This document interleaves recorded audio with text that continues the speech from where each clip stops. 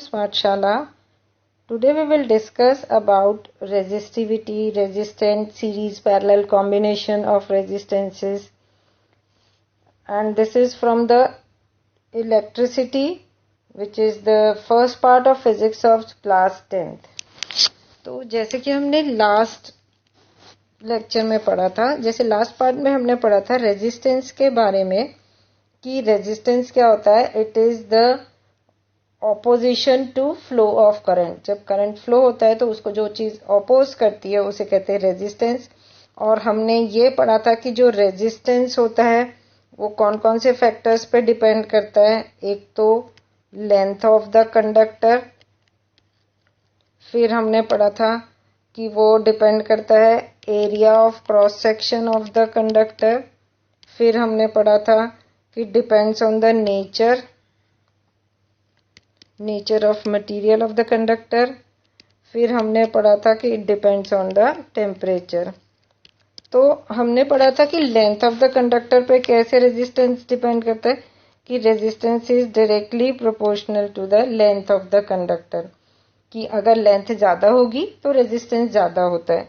फिर हमने पढ़ा था, ये मैं पहले बता चुकी हूँ, फिर हमने पढ़ा था कि रेजिस्टेंस जो है एरिया ऑफ क्रॉस सेक्शन के इनवर्सली प्रोपोर्शनल होता है, कि अगर एरिया ऑफ द कंडक्टर ज्यादा है तो रेजिस्टेंस ऑफ द कंडक्टर कम होगा, मतलब इट इज इनवर्सली प्रोपोर्शनल.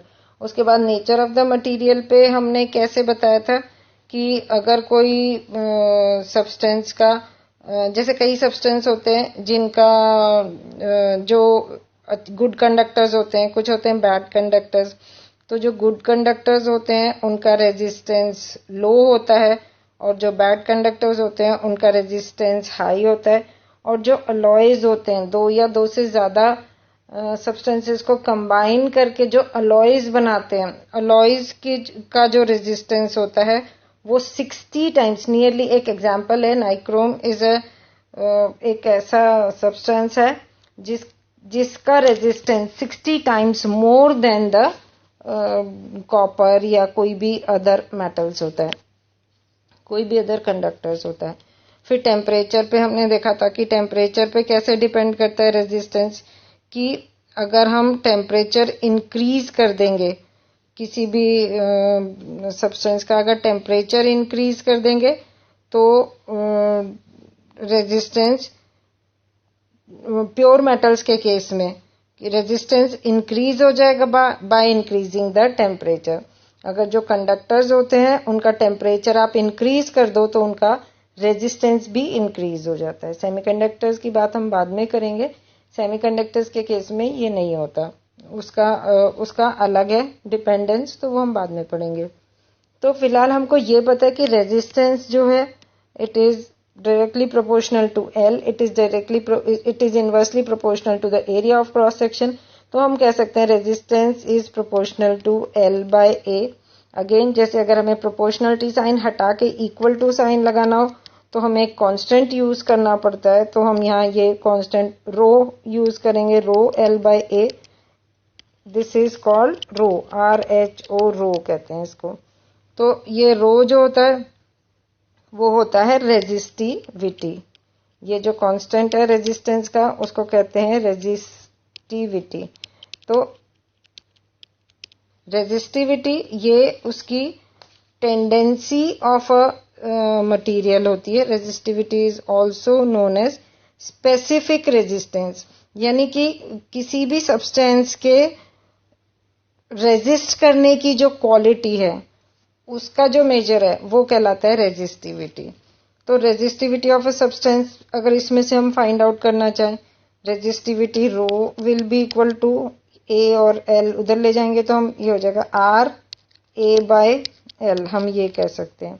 तो इस केस में अगर एरिया ऑफ क्रॉस सेक्शन हम 1 मीटर स्क्वायर यूज कर लें, लेंथ 1 मीटर यूज कर लें किसी भी सब्सटेंस की, किसी कंडक्टर की, तो resistivity will be numerically equal to the resistance.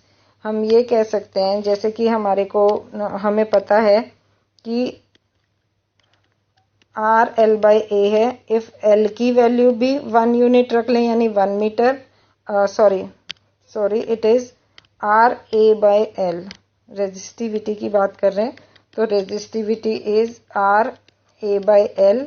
तो अगर हम ए भी 1 यूनिट रख लें यानी 1 मीटर स्क्वायर रख लें, अगर हम उसकी लेंथ भी 1 मीटर रख लें किसी कंडक्टर की, तो resistivity will be numerically equal to the resistance. तो तब हम रेजिस्टिविटी को डिफाइन कर सकते हैं कि if a conductor of length 1 metre and its area is 1 metre square, then resistivity is equal to the resistance of that substance।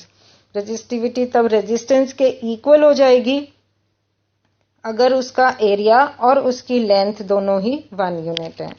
तो अब इसके अंदर हम देखते हैं फॉर्मूला से हम रेजिस्टिविटी की यूनिट डिफाइन कर सकते हैं। जैसे हमको पता है आर जो है रेजिस्टेंस वो ओम में मेजर होता है, एरिया मीटर स्क्वायर में मेजर होता है, लेंथ मीटर में मेजर करते हैं। तो रेजिस्टिविटी की यूनिट क्या हो गई? तो रेजिस्टिविटी की यूनिट हो गई ओम मीटर। ओम मीटर तो उसमें ओम का एक सिंबल है, इस तरह से ओम का सिंबल होता है। तो रेजिस्टिविटी की यूनिट हो गई ओम मीटर। ओम मीटर में रेजिस्टिविटी मेजर की जाती है, उसकी यूनिट है ये। अब इसमें हम देखेंगे कि रेजिस्टिविटी जो लेंथ और थिकनेस पर नहीं डिपेंड करती, मेनली वो डिपेंड करती है नेचर ऑफ द सब्सटेंस और टेम्परेचर पे। रेजिस्टिविटी सिर्फ नेचर ऑफ द सब्सटेंस और टेम्परेचर पे डिपेंड करती है। तो अगर हम कहें कि किसी सब्सटेंस की, जैसे सपोज हम एक एग्जांपल लें कि कॉपर की रेजिस्टिविटी है 1.69 इंटू 10⁻⁻8 ओम मीटर। 1.69 इंटू 10⁻⁻8 ओम मीटर है कॉपर की रेजिस्टिविटी। तो बाय सेइंग दिस हमारा मीनिंग होगा कि अगर हम एक कॉपर की रॉड लें जो कि 1 मीटर लेंथ की हो और जिसका कि area of cross section 1 metre square होगा, तो तब रेजिस्टेंस ऑफ द कॉपर होगा 1.69 इंटू 10⁻⁻8 ओम। हम ये कह सकते हैं कि अगर, क्योंकि resistivity is equal to the resistance जब एरिया ऑफ क्रॉस सेक्शन और लेंथ दोनों ही 1 यूनिट होते हैं। तो यहां से हम रेजिस्टिविटी के बारे में, ऐसे बहुत सारे सब्सटेंसेस हैं जिनकी रेजिस्टिविटी के बारे में हमें बुक्स में भी गिवन है। तो फाइनली हमने क्या कंक्लूजन निकाला कि जो प्योर मेटल्स होते हैं उनकी रेजिस्टिविटी जो होती है वो बहुत लो होती है। प्योर मेटल्स की resistivity for pure metals is low, वो लो होती है उनकी रेजिस्टिविटी। लेकिन जो अलॉयज होते हैं, जो इन्हीं प्योर मेटल से अलॉयज बनते हैं, उनकी रेजिस्टिविटी बहुत हाई होती है। तो एक एग्जांपल है हमारे पास कि एक अलॉय है जिसका नाम है नाइक्रोम। उस अलॉय की resistivity is 60 times more than copper या कोई other conductor. 60 times more than copper है वो। तो हम ये कह सकते हैं कि प्योर मेटल से ज्यादा अलॉयज की रेजिस्टिविटी हाई होती है। तो रेजिस्टिविटी, तो अलॉयज क्या, हमें पहले पता ही है कि अलॉयज क्या होते हैं, 2 या 2 से ज्यादा सब्सटेंसेस को कंबाइन करके, 2 या 2 से ज्यादा सब्सटेंसेस को कंबाइन करके एक नया सब्सटेंस बनता है जिसकी प्रॉपर्टीज कंबाइनिंग सब्सटेंसेस की प्रॉपर्टीज से बिल्कुल डिफरेंट होती है, वो कहलाते हैं अलॉयज। तो ऐसे ही इलेक्ट्रिकल अप्लायंसेस में कुछ अलॉयज यूज होते हैं, जैसे कि हीटिंग, जो भी हीटिंग पर्पस के लिए हमारे अप्लायंसेस हैं, जैसे कि टोस्टर्स हैं, गीजर्स हैं, हीटर्स हैं। तो इन सब में यूज होता है ये अलॉयज। इन अलॉयज की ही कॉइल्स बनी होती हैं, तो वो हीटिंग पर्पस के लिए काम आती हैं क्योंकि इनकी रेजिस्टिविटी बहुत हाई होती है। तो अलॉयज, ये वाले अलॉयज नाइक्रोम हम क्यों यूज करते हैं इन इलेक्ट्रिकल अप्लायंसेस के लिए जो हीटिंग अप्लायंसेस होते हैं? एक तो उसकी रेजिस्टिविटी बहुत हाई होती है इसलिए यूज करते हैं हम अलॉय। दूसरा हम क्यों यूज करते हैं कि they do not undergo oxidation. Oxidation का मतलब वो बहुत ज्यादा हीटअप होने के बाद भी जलते नहीं है, बर्न नहीं होते। तो हम बोलते हैं they do not undergo oxidation even at high temperature. बहुत ज्यादा टेम्परेचर हो जाए, बहुत ज्यादा हीटिंग हो जाए, तब भी वो ऑक्सीडाइज नहीं होते, उनका ऑक्सीडेशन नहीं होता, यानी उनकी बर्निंग नहीं होती है। तो हम इसीलिए अलॉयज को यूज करते हैं फॉर हीटिंग अप्लायंसेस। जितने भी हीटिंग अप्लायंसेस है उसके अंदर हम इसीलिए अलॉयज को यूज करते हैं। तो इससे हमें पता चलता है कि इसके बेसिस पर हम बता सकते हैं कि कंडक्टर्स, इंसुलेटर्स और अलॉयज उनकी रेजिस्टिविटी कैसी होती है। तो उससे हमें पता चलता है कि उन्हें हम कहाँ यूज कर सकते हैं। जो हमारे इलेक्ट्रिकल ट्रांसमिशन होती है, जो बिजली की तारें होती हैं, वो कॉपर, एल्यूमिनियम उससे बनी होती है, क्योंकि उनकी रेजिस्टिविटी लो होती है तो ज्यादा करंट फ्लो हो सकता है। इसलिए ट्रांसमिशन पर्पस के लिए जो हम यूज करते हैं कंडक्टर्स, वो प्योर मेटल्स होते हैं, कॉपर और एल्यूमिनियम वगैरह उनका यूज करते हैं, जिससे कि हमें करंट ज्यादा मिले, रेजिस्टिविटी कम होती है इसीलिए। और हीटिंग पर्पस के लिए हम जो सब्सटेंसेस यूज करते हैं, हमारे जो हीटिंग अप्लायंसेस हैं, उनमें जो हम सब्सटेंस यूज करते हैं वो होते हैं अलॉयज, जिनकी की रेजिस्टिविटी बहुत हाई होती है। बहुत हाई होने की वजह से हमें हीटिंग इफेक्ट मिलता है उनसे। तो अब हमने जैसे पढ़ा था रेजिस्टेंसेस, जब हम यूज करते हैं रेजिस्टेंसेस को, there are two types of combination of resistances. अगर जैसे हम घर में या कहीं भी रेजिस्टेंसेस यूज करते हैं तो हमें उन्हें कंबाइन कैसे करना है। बहुत सारे रेजिस्टेंसेस हैं, उनको कंबाइन कैसे करना चाहिए, किससे ज्यादा करंट मिलता है, किससे ज्यादा रेजिस्टेंस मिलता है, हम वो देखेंगे। तो दो तरह के कॉम्बिनेशन है रेजिस्टेंसेस के लिए। एक है सीरीज कॉम्बिनेशन ऑफ रेजिस्टेंसेस, दो तरह से होती है। एक है सीरीज कॉम्बिनेशन, मतलब उसमें सारे रेजिस्टेंसेस सीरीज में डालेंगे हम। और एक है पैरेलल कॉम्बिनेशन, जिसमें सारे रेजिस्टेंसेस हम पैरेलल में डालेंगे। तो हम स्टार्ट करते हैं सीरीज से। सपोज हमारे पास 3 रेजिस्टेंसेस हैं, R1, R2, R3। उनको हम सीरीज में डालेंगे, उनको हम पोटेंशियल डिफरेंस देंगे, बैटरी से कनेक्ट करेंगे हम उनको, और उसके अंदर करंट फ्लो कराएंगे। सपोज करंट I उसके अंदर फ्लो हो रहा है और उसका जो पोटेंशियल डिफरेंस V है, रेजिस्टेंसेस हैं R1, R2, R3। तो हम देखेंगे कि सीरीज के केस में हमें combination of resistance, total resistance कितना मिलता है।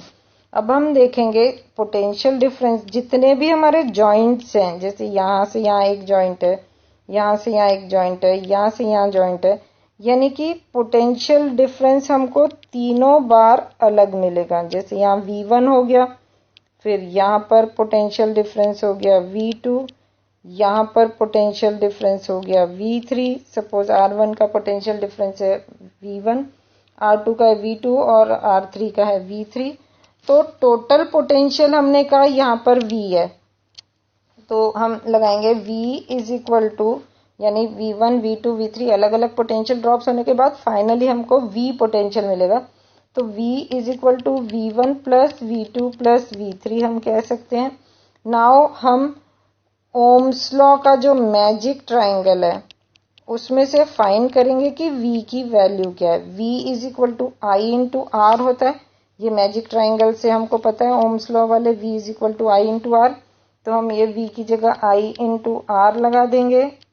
और यहाँ पर इसी तरह से I into R, I current तो सबके थ्रू सेम I करंट सब में से जा रहा है, तो यहाँ भी I इंटू हम R1 लिखेंगे, V2 में I इंटू R2 हो जाएगा, और V3 में सेम करंट I है और लेकिन उसका रेजिस्टेंस है R3, तो I इंटू R3 हो जाएगा। Now IR is equal to, इन सब का करंट I कॉमन है तो हम उसमें से I कॉमन ले लेंगे, तो ब्रैकेट में डाल देंगे R1 plus R2 plus R3। तो ये I और ये I हम कैंसिल कर देंगे, तो जो कॉम्बिनेशन ऑफ इफेक्टिव रेजिस्टेंस है, मतलब इस पूरे सर्किट का फाइनल रेजिस्टेंस है R, that will be equal to R1 plus R2 plus R3।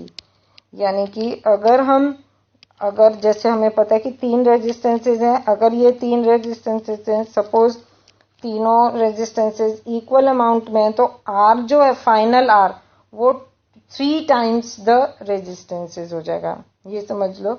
यानी कि इनका सम है रेजिस्टेंसेज का, तो फाइनल रेजिस्टेंस जो है वो इंक्रीज हो जाएगा। R1 plus R2 plus R3 अगर हम कर देंगे तो हम देखेंगे कि फाइनल रेजिस्टेंस इंक्रीज हो जाते हैं।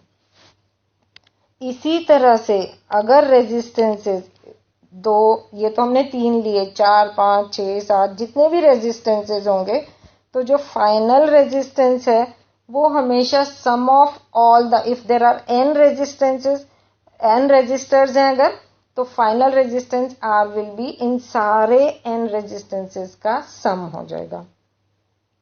इसी तरह से अगर हम पैरेलल कॉम्बिनेशन ऑफ रेजिस्टेंसेज लेंगे तो क्या होगा, सपोज हम सेम इसी तरह से बना लेते हैं। हमारे पास रेजिस्टेंसेज हैं 3, R1, R2 and same R3 हमारे पास रेजिस्टेंस है। तो रेजिस्टर्स हैं 3, इसको भी इसी तरह से हमने बैटरी से कनेक्ट कर दिया। यहाँ से दिस इज पॉजिटिव नेगेटिव, तो यहाँ से करंट जाएगा। अब इस केस में क्या होगा, जब करंट यहाँ पर आता है, यहाँ current is divided into 3 parts, ये और ये current is divided into 3 parts. तो हम मानते हैं कि ये वाला पार्ट जो इधर से जा रहा है वो है करंट I1 जो R1 में से जा रहा है, R2 में से जा रहा है वो current I2 and similarly R3 में से जा रहा है वो करंट I3 है। पोटेंशियल ड्रॉप इसका भी V है और इसमें I 3 पार्ट्स में डिवाइड हो रहा है, लेकिन जॉइंट यहाँ पर यही है जॉइंट, तो V जो है वो सेम रहेगा सबका। तो लेट हम I से स्टार्ट करते हैं कि I डिवाइड हो गया in 3 parts. I is equal to I1 plus I2 plus I3, 3 parts में डिवाइड हो गया है I। अब अगेन ओम्स लॉ का मैजिक ट्राइंगल हम लगाएंगे। मैजिक ट्राइंगल के अकॉर्डिंग I की वैल्यू है V बाय R, ये बता रहा है I की वैल्यू V बाय R, तो हम I की जगह लगा देंगे V बाय R। सब में V सेम रहेगा, तो इसमें हो जाएगा V bye R1, V bye R2 और इसमें हो जाएगा इसमें हो जाएगा V बाय R3। तो इन सब का भी इसी तरह से V कॉमन ले लेंगे, तो अंदर हो जाएगा ब्रैकेट में 1 by R1 plus 1 by R2 plus 1 by R3। तो यहाँ पर V बाय R है, तो V और V कैंसिल हो जाएगा, इसमें से हम देखेंगे V एंड V कैंसिल हो जाएगा। तो हमारे पास final resistance 1 by R will be equal to 1 by R1 plus 1 by R2 plus 1 by R3, ये हमारा फाइनल रेजिस्टेंस आ जाएगा। तो हम इस केस में देखेंगे कि पैरेलल कॉम्बिनेशन के केस में, अब देखो रेसिप्रोकल है, जब ये हम सॉल्व करेंगे उसके बाद हमें इसका रेसिप्रोकल ले लेना है, तो वैल्यू कम हो जाएगी। तो हम देख रहे हैं कि पैरेलल रेजिस्टेंस के पैरेलल कॉम्बिनेशन ऑफ रेजिस्टेंस के केस में हम देखते हैं कि रेजिस्टेंस कम हो जाता है, यानी कि जो फाइनल रेजिस्टेंस है वो कम हो जाता है। ऐसे ऐसे ही चाहे जितने मर्जी इसके अंदर चाहे n नंबर ऑफ रेजिस्टेंसेज इसमें ज्वाइन कर लो, तो 1 by R will be 1 by R1, 1 by R2, 1 by R3, 1 by R4, 1 by up to 1 by Rn, इन सब का सम होगा। तो हम देखेंगे पैरेलल के केस में जो रेजिस्टेंस है वो सीरीज के रेजिस्टेंस से बहुत कम आती है वैल्यू। तो इस तरह से हम फाइंड आउट कर सकते हैं किसी में भी, और इसकी वैल्यू जब अगर हमको दी हो तो हम सीरीज और पैरेलल के केस में जब कंबाइन दिए होते हैं, सीरीज दी होती है, पैरेलल दी होती है, तो सारे रेजिस्टेंसेस को हम सॉल्व करके इनकी वैल्यूज फाइंड आउट कर सकते हैं। तो अब हमको ये देखना है कि हमारे लिए फायदेमंद क्या है, कि इनमें से सीरीज कॉम्बिनेशन फायदेमंद है हमारे लिए या पैरेलल कॉम्बिनेशन फायदेमंद है इसमें हमारे लिए। तो हम क्या करेंगे कि देखो, जब अगर हम सीरीज सर्किट यूज कर रहे हैं तो सीरीज सर्किट में क्या होता है कि अगर हम जो बड़े अप्लायंसेस हैं, बहुत बड़े बड़े चीजें हैं, तो हम ये देखेंगे कि अगर हमें सारी चीजें एक ही चीज से क्या कहते हैं, अगर हमें सारी चीजें एक ही स्विच से ऑपरेट करनी है, बहुत सारी चीजें एक ही स्विच से ऑन ऑफ करना है, साथ में ही ऑन ऑफ करना है कि एक ही बार हम स्विच ऑन या ऑफ करें। जैसे कि अगर हमारे बहुत सारे सीरीज में चीजें हैं, कोई बल्ब है, कोई या सपोज 1000 बल्ब्स हैं हमारे पास, तो अगर हमको वो सारे एक साथ बर्न करने, एक साथ जलाने हैं, तो हमको क्या कराना है कि हमें उसके लिए एक ही स्विच चाहिए होगा जिससे कि वो ऑन हो जाए। हम चाहते हैं कि एक साथ ऑन करें, तब हम लेंगे सीरीज कॉम्बिनेशन की जब हम स्विच ऑन करें तो सारे बल्ब एक साथ ऑन हो जाएं, अगर हम स्विच ऑफ करें तो सारे बल्ब्स एक साथ ऑफ हो जाएं।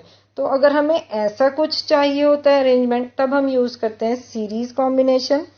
पर अगर हमें हाउस होल्ड में चाहिए होता है, जैसे हमारे घर में चीजें हैं, बल्ब है, फैंस हैं, टीवी, फ्रिज और कितने सारे इलेक्ट्रिकल अप्लायंसेस होते हैं हमारे घर में, गीजर होते हैं, मोटर होते हैं, एसी होता है, तो हम सारे एक साथ तो कभी भी नहीं ऑन करते या एक साथ कभी भी ऑफ नहीं करना चाहते हम। तो उस टाइम पे ये सीरीज कॉम्बिनेशन हमारा काम नहीं आएगा। सीरीज कॉम्बिनेशन सिर्फ तभी हमारे लिए फायदेमंद है जब हमें सारी चीजें एक साथ ऑन करनी है और बारी बारी से सारे स्विच ऑन करने की जरूरत नहीं पड़ेगी। एक ही स्विच ऑन करेंगे तो सारी चीजें ऑन हो जाएंगी। तो अगर ऐसा कुछ चाहिए होते, जैसे दिवाली की लाइट्स होती हैं, सीरीज लाइटिंग होती है, तब हम सीरीज कॉम्बिनेशन यूज करते हैं। पर हाउस होल्ड के लिए हमें सीरीज कॉम्बिनेशन हम यूज नहीं करते। तो वो क्यों यूज नहीं करते, उसके लिए क्या क्या पॉइंट्स हैं कि अगर हमारा एक अप्लायंस स्टॉप हो जाता है, जैसे कि अगर हमने सपोज ये सीरीज हाउस होल्ड में यूज कर ली, यही कॉम्बिनेशन अगर हमने हाउस होल्ड में यूज कर लिया और स्विच दे दिया, तो सबसे पहला डिसएडवांटेज तो ये है कि एक ही स्विच से सारे ऑन ऑफ होंगे। तो इसीलिए स्विच वाला एक डिसएडवांटेज है। ये हम लिखेंगे disadvantages of series combination in house hold. Domestic circuits जो होती हैं, हाउस होल्ड वाली सर्किट्स होती हैं, उसमें सीरीज के क्या क्या डिसएडवांटेजेस हैं वो हम देख रहे हैं। एक तो ये कि सब एक ही स्विच से ऑन ऑफ होते हैं, वो हमारे लिए डिसएडवांटेज है। हमें एक ही टाइम पे हीटर और एसी नहीं चलाना, हमें एक ही टाइम पे गीजर और फ्रिज या कूलर वो नहीं चलाना, तो इसीलिए ये एक डिसएडवांटेज है। दूसरा डिसएडवांटेज ये है कि अगर जैसे इसमें से सेम करंट सब में से फ्लो हो रहा है, अगर इसमें से कोई एक अप्लायंस वर्क करना स्टॉप हो जाता है, अगर कोई एक अप्लायंस की वर्किंग स्टॉप हो जाती है, सपोज मैं मानती हूँ ये वाला नहीं चल रहा, सिर्फ हमारा ये वाले अप्लायंसेस चल रहे हैं बाकी आगे के, तो क्या होगा, ये यहाँ पर ब्रेक हो गया, सर्किट ब्रेक हो गया, तो करंट आगे जाएगा ही नहीं। करंट आगे नहीं जाएगा तो बाकी सारे अप्लायंसेस भी स्टॉप हो जाएंगे। तो ये उसका डिसएडवांटेज है कि if one appliance stops working तो सारे अप्लायंसेस रुक जाएंगे। फिर थर्ड है हमारा डिसएडवांटेज, जैसे हम जानते हैं कि इसमें हर एक के लिए वोल्टेज V की वैल्यू अलग है, ये सबके जॉइंट्स अलग हैं, इन सबके जॉइंट्स अलग हैं, तो सबके लिए V की वैल्यूज भी अलग है। पर हमारे यहाँ तो जो करंट आता है उसका वोल्टेज, सबका वोल्टेज 220 वोल्ट 220 टू आपने देखा होगा 220 टू 230 वोल्ट्स पे ही सारे अप्लायंसेस वर्क करते हैं। तो हमें सबके लिए सेम वोल्टेज चाहिए, पर सीरीज के केस में सबके लिए सेम वोल्टेज तो है ही नहीं, सबके लिए डिफरेंट वोल्टेज है, V1 V2 V3 सबका वोल्टेज इसमें अलग है। तो इसीलिए ये सेम वोल्टेज वाला यहाँ पर वर्क नहीं करेगा। यानी कि all the appliances will not get same value of V, same voltage, सबको सेम वोल्टेज नहीं मिलेगा। ठीक है, सीरीज के केस में सबके अलग अलग वोल्टेज हैं। फिर इसमें एक सबसे बड़ा ड्रॉबैक ये है कि जो टोटल रेजिस्टेंस है, टोटल रेजिस्टेंस, सबके रेजिस्टेंसेस को ऐड करके वो वैल्यू है, तो रेजिस्टेंस, टोटल रेजिस्टेंस बहुत हाई हो जाता है। रेजिस्टेंस हाई का मतलब है, इसका मतलब हो गया कि करंट लो। अगर सीरीज कॉम्बिनेशन है, सीरीज कॉम्बिनेशन में हमने अभी देखा कि final resistance will be sum of all the resistances, तो रेजिस्टेंस की वैल्यू बहुत हाई हो जाएगी। रेजिस्टेंस की वैल्यू हाई हो गई यानी करंट की वैल्यू लो हो जाएगी, तो वो भी एक ड्रॉबैक है। तो ये सारे ड्रॉबैक्स की वजह से डोमेस्टिक इलेक्ट्रिक सर्किट, जो हमारे हाउस होल्ड के सर्किट्स होते हैं, उसमें हम सीरीज कॉम्बिनेशन नहीं लगाते, तो पैरेलल कॉम्बिनेशन लगाते हैं। हम देख लेते हैं कि पैरेलल कॉम्बिनेशन के एडवांटेजेस क्या है। अगर उसके कुछ एडवांटेज होंगे तभी हम पैरेलल लगाते होंगे। तो पैरेलल कॉम्बिनेशन के एडवांटेजेस क्या होंगे, जैसे सीरीज में स्विच की बात थी, पैरेलल के केस में क्या होगा, देखो हम अगेन पैरेलल कॉम्बिनेशन एक बार समझ लेते हैं कि पैरेलल के केस में क्या होगा, हर एक अप्लायंसेस को अलग करंट मिल रहा है, हर अप्लायंसेस को करंट अलग मिल रहा है। जैसे इसका स्विच यहाँ, इसका स्विच यहाँ, इसका स्विच यहाँ, सबके अपने अपने स्विच अगर हम लगा दें, अगर हमें जैसे यहाँ से करंट आ रहा है और इनमें से जा रहा है करंट I1, I2, I3, तो अगर हम एक अप्लायंस को वर्क नहीं करवाना चाहते, सपोज मैं चाहती हूँ कि ये वाला अप्लायंस अभी बंद रहे, यानी कि सपोज मेरा कोई टीवी या फ्रिज या कोई भी एक अप्लायंस अभी बंद रहे, तो क्या होगा, करंट यहाँ नहीं जाएगा पर यहाँ इन दोनों को तो करंट मिलेगा, ये दोनों तो वर्क करेंगे। और इस तरह से ऐसा नहीं होगा कि एक बंद हो गया तो सारे बंद हो गए। तो we can get the separate switches for all the appliances. एक को बंद रखना है, दूसरे को चलाना है, हम कुछ भी कर सकते हैं उसके साथ। फिर सेम पैरेलल के केस में अगर एक काम करना भी बंद हो गया, सपोज ये तो खराब ही हो गया अप्लायंस, तब भी करंट बाकी दो अप्लायंसेस को बहुत अच्छी तरह से रन कराएगा। तो यानी कि इफ वन स्टॉप्स वर्किंग, एक भी अप्लायंस स्टॉप हो जाता है वर्किंग, तब भी अदर जो है अप्लायंसेस वो प्रॉपरली वर्क करते रहते हैं। उसके बाद सभी को सेम वोल्टेज मिलता है। देखो ये वोल्टेज की वैल्यू मैंने पहले भी बताई थी कि सेम रहेगा। अगर यहाँ से हम 220 वोल्ट देंगे बैटरी से, तो ये सारों को 220 हर अप्लायंस को सेम वोल्टेज मिलेगा। तो all the appliances they get the same voltage पे काम कर सकते हैं सारे अप्लायंसेस। फिर इसके अंदर पैरेलल के अंदर कि जो ओवरऑल रेजिस्टेंस है, हमने पढ़ा था 1/R is equal to 1/R1, 1/R2 and so on, यानी जो ओवरऑल रेजिस्टेंस है, रेजिस्टेंस की वैल्यू जो है वो लो रहती है, और सॉरी हाई नहीं, रेजिस्टेंस की वैल्यू लो रहती है। तो ओवरऑल रेजिस्टेंस की वैल्यू लो रहती है, दैट मीन्स कि इसका मतलब हो गया कि करंट तो प्रॉपर ही मिलेगा, यानी करंट की वैल्यू तो हाई ही रहेगी। तो इन सारे एडवांटेजेस की वजह से जो हमारे डोमेस्टिक इलेक्ट्रिक सर्किट्स होते हैं उनमें हम हमेशा पैरेलल कॉम्बिनेशन लगाते हैं, ताकि हमारे को कोई प्रॉब्लम ना आए और हमारे सारे अप्लायंसेस प्रॉपरली वर्क करते रहें। तो दैट्स ऑल फॉर टुडे। इसके बाद का जो पावर है, कमर्शियल इलेक्ट्रिक यूनिट्स हैं और calculation of commercial units, heating effects of current, ये हम नेक्स्ट पार्ट में पढ़ेंगे।